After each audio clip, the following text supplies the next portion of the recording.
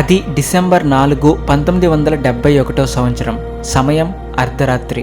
Place రాజస్థాన్లోని లాంగేవాలా, తార్ ఎడారి. ఆ ప్రాంతమంతా వెన్నెలతో చాలా ప్రశాంతంగా ఉంది. ఇది ఇండియా అండ్ పాకిస్తాన్ బోర్డర్లో ఉంటుంది. ఆ ప్రాంతంలో ఒక 7 మన ఇండియన్ సోల్జర్స్ బోర్డర్లో ప్యాట్రోలింగ్ చేస్తూ ఉన్నారు.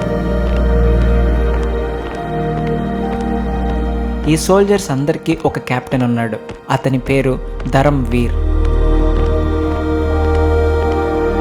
వాళ్ళు ప్యాట్రోలింగ్ చేస్తున్న టైంలో పాకిస్తాన్ బోర్డర్ వైపు నుంచి కొన్ని సౌండ్స్ వినిపించాయి. వాళ్ళు వాటిని శ్రద్ధగా ఆలకిస్తే అవి మిలిటరీ ట్యాంకుల శబ్దాలు అని అనుకున్నారు. మన సోల్జర్స్ అందరూ వెంటనే అలర్ట్ అయ్యి కొంచెం సేపు జాగ్రత్తగా గమనించారు. ధరమ్వీర్కి వెంటనే అర్థమైంది అవి పాకిస్తాన్ మిలిటరీ ట్యాంకుల శబ్దాలే అని.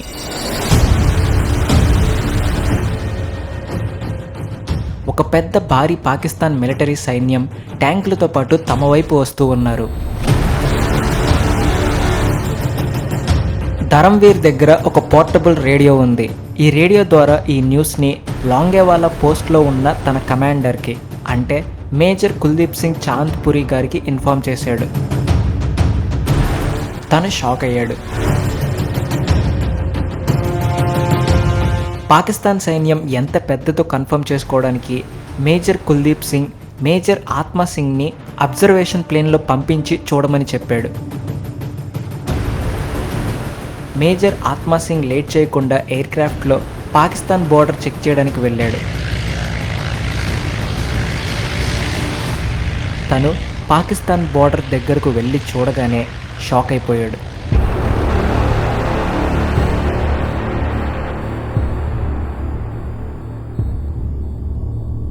పాకిస్తాన్ నుంచి అతిపెద్ద భారీ సైన్యం లాంగేవాలా అనే పోస్ట్ వైపు వస్తూ ఉన్నారు. సుమారు 45 ట్యాంకులు ఉన్నాయి. ఇవి చైనీస్ టైప్ 59 ట్యాంకులు. ఇంకా 20 నుంచి 25 ఏపీసీలు ఉన్నాయి. ఏపీసీలు అంటే ఆర్మర్డ్ పర్సనల్ క్యారియర్. ఈ వెహికల్స్లోనే సోల్జర్స్ని యుద్ధ భూమిలోకి తీసుకుని వెళ్తారు.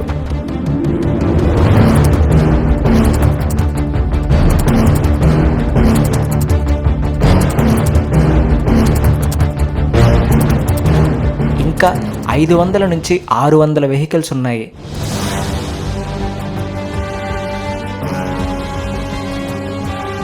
వీటిల్లో కొన్ని ట్రూప్ ట్రక్స్, కొన్ని సప్లై ట్రక్స్, మరికొన్ని ఫ్యూయల్ ట్రక్స్, అలాగే కొన్ని వెపన్స్ క్యారీ చేయడానికి ఉన్నాయి.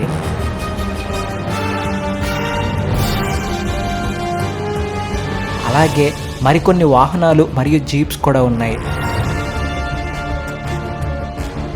సుమారు 2000 నుంచి 3000 మంది పాకిస్తాన్ సోల్జర్స్ వీటిల్లో ఉన్నారు.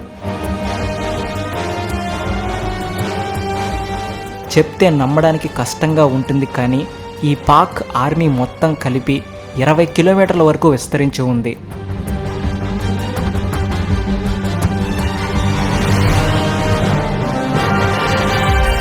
ఈ భారీ పాక్ సైన్యం మన ఇండియాలోని లాంగేవాలా పోస్ట్ వైపు వస్తూ ఉన్నారు. ఈ విజువల్స్ చూసిన మేజర్ ఆత్మా సింగ్ మొత్తాన్ని క్లియర్గా మేజర్ కుల్దీప్ సింగ్ గారికి ఎక్స్ప్లెయిన్ చేశాడు. ఇది తెలిసి మేజర్ కుల్దీప్ ఆలోచనలో పడ్డాడు.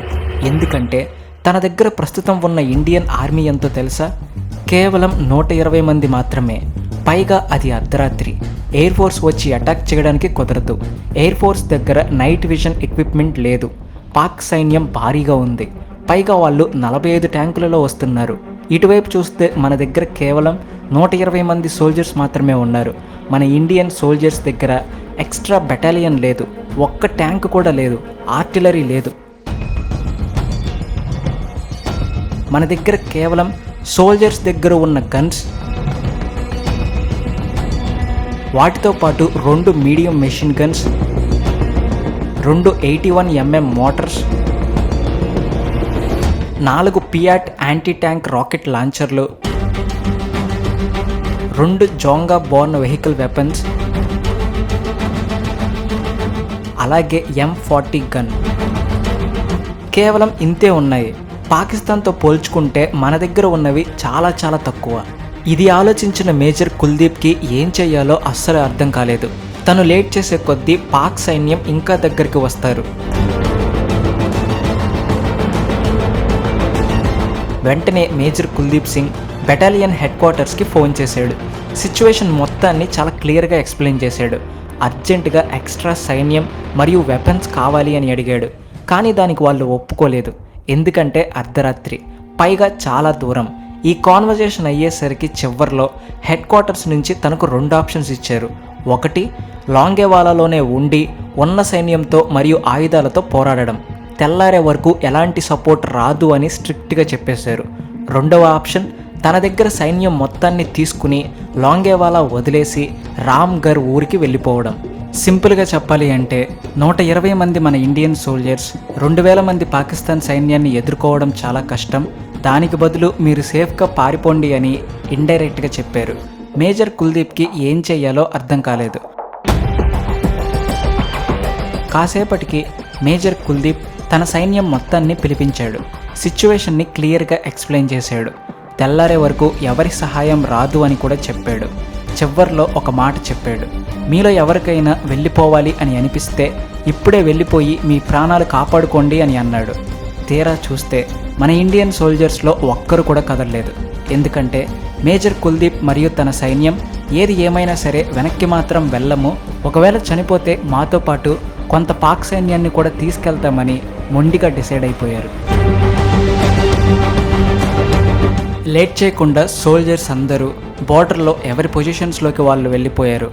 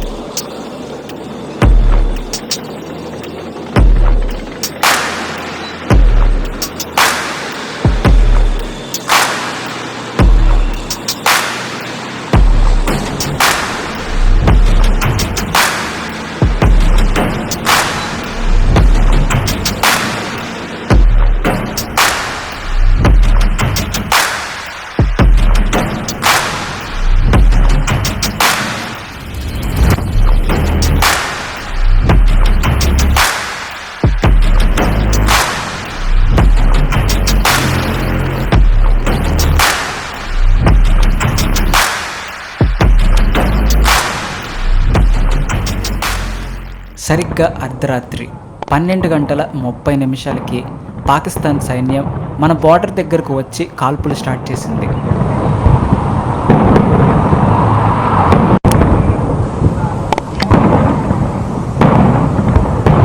మన బార్డర్ దగ్గరలో ఉన్న BSF క్యాంప్ మీద ఫైర్ చేసింది. ఆ క్యాంప్ దగ్గరలో ఉన్న 5 ఒంటెలు చనిపోయాయి. ఈ ఒంటెలు మన BSF సోల్జర్స్కి సంబంధించినవే. పాక్ సైన్యం ఒక పక్క కాలుస్తూ మరోపక్క వాళ్ళు 45 ట్యాంకులతో మరియు భారీ సైన్యంతో ముందుకు వస్తూ ఉన్నారు. ఈ విషయాన్ని మన ఇండియన్ సైన్యం పసిగట్టింది. వాళ్ళు గనక ఆ 45 ట్యాంకులతో మన బార్డర్ దగ్గరికి వచ్చేస్తే ఇంకా లాంగేవాలా పోస్ట్ని పూర్తిగా నాశనం చేస్తారు. అందుకని అలా జరగకుండా మన సోల్జర్స్లోని కొంతమంది ఫాస్ట్గా మన బార్డర్ దగ్గరలోకి వెళ్ళి యాంటీ ట్యాంక్ మైన్స్ పెట్టడానికి వెళ్ళారు. యాంటీ ట్యాంక్ మైన్స్ అంటే ఏదైనా వెహికల్ లేదా ట్యాంక్ వీటి మీదకు రాగానే ఆ ప్రెషర్కి అవి పేలుతాయి, ట్యాంక్ మొత్తాన్ని నాశనం చేస్తాయి. మన సోల్జర్స్ అర్జెంటుగా వీటిని పెట్టడానికి వెళ్ళారు. వీటిని పెట్టేటప్పుడు కూడా చాలా జాగ్రత్తగా ఉండాలి, చాలా డేంజరస్. కానీ మన దురదృష్టవశాత్తు మన ఇండియన్ సోల్జర్ ఒక అతను వాటిని ఫాస్ట్గా పెడుతూ ఉండగా అందులో ఒకటి మిస్ఫైర్ అయింది. తను అక్కడికక్కడే చనిపోయాడు. మన సోల్జర్స్ యాంటీ ట్యాంక్ మైన్స్ని పెట్టేసి పొజిషన్స్లోకి వెళ్ళిపోయారు. పాక్ సైన్యం 45 ట్యాంకులతో లాంగేవాలా దగ్గరికి వస్తూ ఉంది.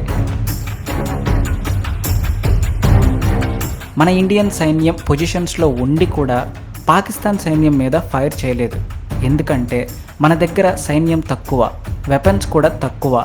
అందుకని మన వాళ్ళు వాళ్ళని 15 నుంచి 30 మీటర్ల దగ్గర వరకు రానిచ్చి వెయిట్ చేసి ఒకేసారి ఫైరింగ్ స్టార్ట్ చేశారు.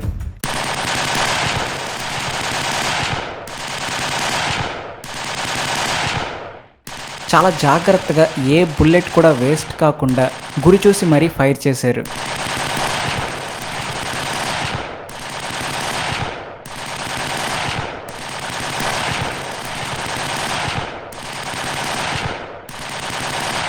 వీటిని పియాట్ అంటారు, అంటే projector infantry and anti tank.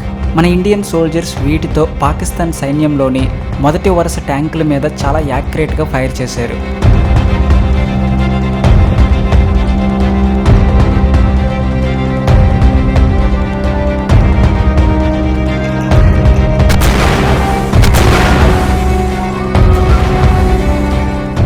ఇవి చాలా పవర్ఫుల్. బ్రిటిష్ వాళ్ళు వరల్డ్ వార్ 2లో వీటిని వాడి కొన్నిటిని మన దగ్గరే ఉంచారు. ఆ రోజు అవే హెల్ప్ చేశాయి. అంతేకాదు, మన ఇండియన్ సోల్జర్స్ ఒక సీక్రెట్ వెపన్ని తయారు చేసుకున్నారు. దాని పేరు జోంగా. జోంగా అనేది మన ఇండియన్ ఆర్మీ జీప్. ఈ జీప్కి 106mm M40 రీకాయిల్లెస్ రైఫిల్ని ఫిక్స్ చేశారు. వీటితో పాకిస్తాన్ ట్యాంక్స్ మీద ఫైర్ చేశారు. మన దగ్గర ట్యాంకులు లేకపోయినా సరే ఈ జోంగాని ఒక ట్యాంక్ లాగా తయారు చేసుకున్నారు. దీనితోనే ఫైర్ చేశారు. పాకిస్తాన్ వాళ్ళ మొదటి 2 ట్యాంకులు నాశనమైపోయాయి. అలాగే ఈ ప్రాసెస్లో మన ఇండియన్ జోంగా జీప్ కూడా ఒకటి నాశనమైంది. ఒక ఇండియన్ సోల్జర్ చనిపోయాడు. ఈ యుద్ధంలో మన ఇండియా సైడ్న మరొకరు కూడా పాల్గొన్నారు. అది ఒక ఇన్విజిబుల్ సోల్జర్ లాగా పనిచేసింది. అదే నేచర్, ప్రకృతి. ఈ యుద్ధం మొత్తం జరిగేది థార్ ఎడారిలో. ఆ ఎడారి కూడా మనకు అనుకూలించింది. మన ఇండియన్ సోల్జర్స్ ఉన్న ల్యాండ్ మొత్తం హయ్యర్ గ్రౌండ్లో ఉంది. పాకిస్తాన్ ఆర్మీ ఉన్న ల్యాండ్ ఏమో కిందకి ఉంది. అంతేకాదు, ట్యాంకులు చాలా హెవీగా ఉంటాయి. వాటికి కింద స్ట్రాంగ్ గ్రిప్ అవసరం. ఎడారి అంతా ఇసుక ఉంటుంది కాబట్టి దానివల్ల పాకిస్తాన్ ట్యాంకులు ఫాస్ట్గా ముందుకి కదలలేకపోయాయి. వాళ్ళ ట్యాంకులు ఫాస్ట్గా కదలలేకపోవడం, పైగా వాళ్ళు కింద ఉండడం మన వాళ్ళకి పెద్ద అడ్వాంటేజ్గా మారింది. ప్రకృతి క్రియేట్ చేసిన ఈ అడ్వాంటేజ్ని మన ఇండియన్ సైన్యం పర్ఫెక్ట్గా వాడుకుంది. మన వాళ్ళకి అటాక్ చేయడానికి పర్ఫెక్ట్ యాంగిల్ దొరికింది. దొరికిన ఈ ఛాన్స్ వదలకుండా మన వాళ్ళు యాక్యురేట్గా ఫైర్ చేశారు. దెబ్బకి పాకిస్తాన్ సైన్యం చెల్లాచెదురైంది.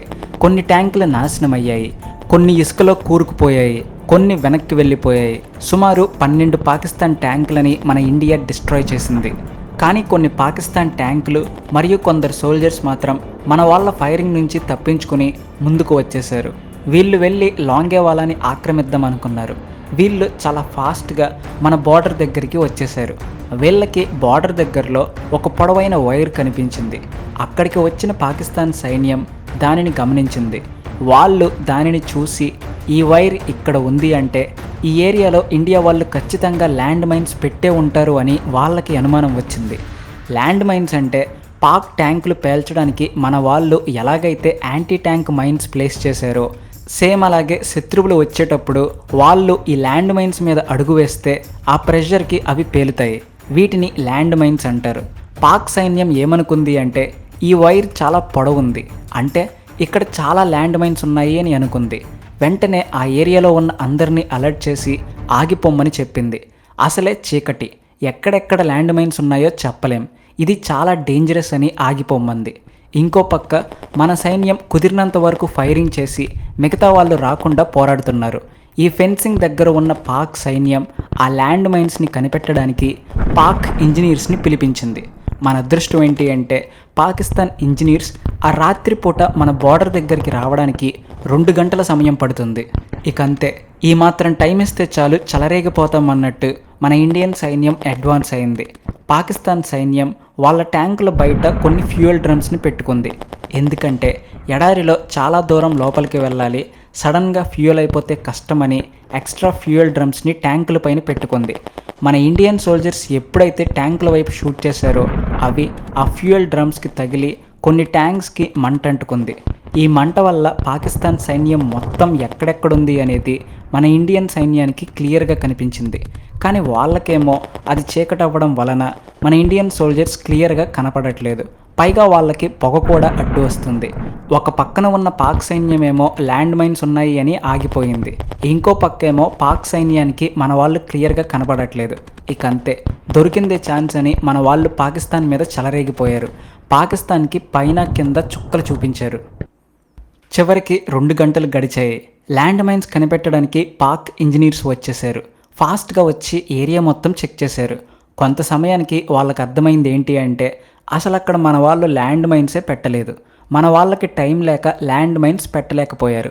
కేవలం యాంటీ ట్యాంక్ మైన్స్ మాత్రమే కొన్ని పెట్టారు. కాకపోతే పాకిస్తాన్ సైన్యం వాళ్ళే ఆ పొడవైన వైర్ చూసి ల్యాండ్ మైన్స్ ఉన్నాయి అనుకుని 2 గంటలు టైం వేస్ట్ చేసుకున్నారు. ఈ విషయం పాకిస్తాన్ రియలైజ్ అయ్యి మళ్ళీ అందరూ కలిసి మరొక అటాక్కి సిద్ధమయ్యారు. ఆ టైంకి మెల్లగా పొద్దు పొడుస్తూ ఉంది, తెల్లారడం మొదలవుతుంది.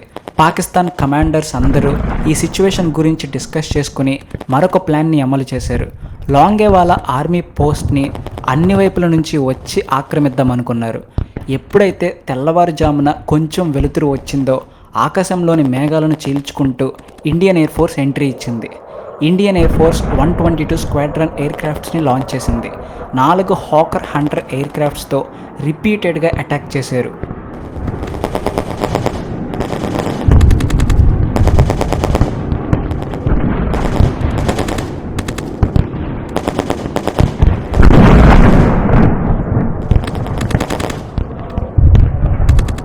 వాటితో పాటు HAL HF-24 ఫైటర్ బాంబర్స్ని కూడా లాంచ్ చేసింది. ఇవి చాలా పవర్ఫుల్. ఈ ఎయిర్ క్రాఫ్ట్స్ యుద్ధ భూమిలోకి రావడంతోనే పాక్ సైన్యం మీద విరుచుకుపడ్డాయి.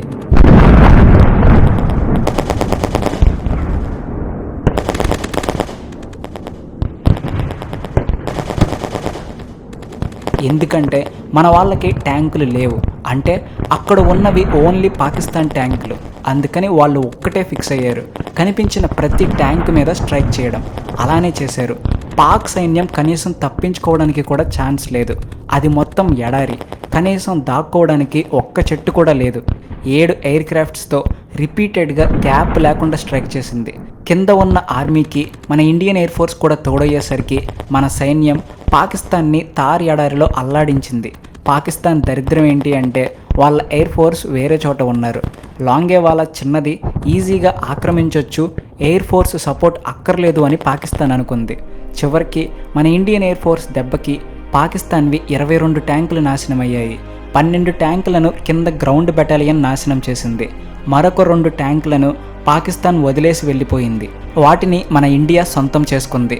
ట్యాంక్స్ మాత్రమే కాదు, సుమారు 100 వెహికల్స్ని మన వాళ్ళు నాశనం చేశారు. మన వాళ్ళు కేవలం 2 చనిపోయారు. కానీ మన వాళ్ళు పాక్ సైన్యంలో 200 మందిని చంపేశారు. పాకిస్తాన్కి ఎయిర్ సపోర్ట్ లేదు, ట్యాంక్స్ సహకరించట్లేదు, ఎడారిలో ముందుకు వెళ్ళలేకపోతున్నారు. ఇక చేసేదేమీ లేక మెల్లమెల్లగా వెనక్కి తగ్గారు. నెక్స్ట్ డే ఆఫ్టర్నూన్ 12 అయ్యేసరికి లాంగేవాలా యుద్ధం ముగిసింది. ఇక్కడ పాకిస్తాన్ ఓవర్ కాన్ఫిడెన్స్ ఏంటి అంటే, మన లాంగేవాలా పోస్ట్లోని ఆర్మీ చాలా చిన్నది, రాత్రికి రాత్రి దాన్ని ఆక్రమించవచ్చు అనుకుంది. 1971లో జరిగిన ఇండియా వర్సెస్ పాకిస్తాన్ యుద్ధంలో పాకిస్తాన్ వెస్ట్ ఇండియా నుంచి అటాక్ స్టార్ట్ చేసింది.